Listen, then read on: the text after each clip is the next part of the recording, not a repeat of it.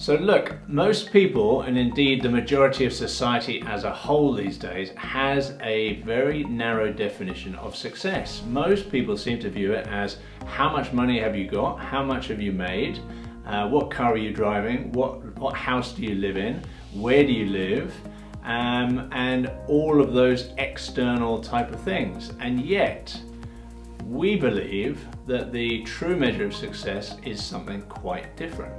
It's actually quite funny because most of the time when we're actually acquiring materialistic goods and we're attaining status, we're doing it in order to feel better. The very reason we purchase a car or perhaps get a job because we want to feel better about ourselves. But what we think is that there is another way, because the true core reason why we feel the way we do is because of our suppressed emotions and what's hidden inside of us and what we've pushed down and buried. So if we could find a way of being happy no matter what we have, no matter who we're with, then surely that is the true measure of success. And ultimately that would lead you to have so many more possibilities in life, because if you're desperately out there striving to get that new car, and by the way, I've heard it said that to get a new car, the average person saves for 8 months. So if you're working for 8 months of your life just to buy a new car in order to make yourself feel a little bit better, which by the way, it's only a sugar pill, right? It doesn't last for very long before you're looking for the next car or the next outfit or the next house. It's just trying to fill that hole through external means, and you can never ultimately fill it that way.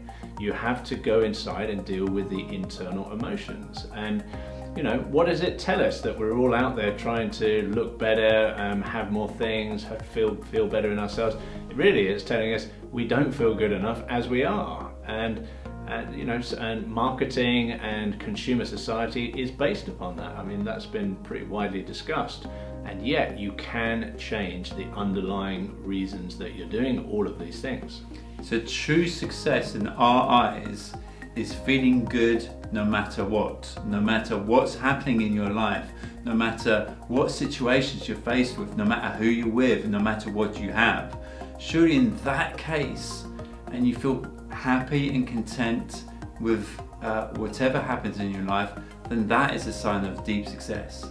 So I can give you just a small little example of this in my life. I used to own a recruitment company, and we used to do very well. We made good money, and then a few years back I had a burnout and I was ill for a few years.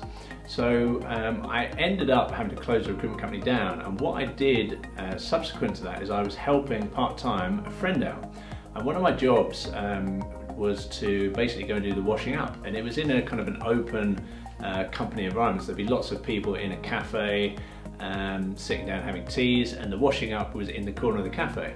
So I'm there and I literally have my marigold gloves on, and I'm feeling like Still got them. I've still got them. Oh yeah, I wear them regularly. But I'm standing there feeling very uncomfortable when the owner of the whole site comes into the cafe, and I happen to know that this guy is worth about 300 or 400 million pounds. So he's loaded and looking suitably expensive. And there's me and my marigolds feeling like feeling like an absolute failure.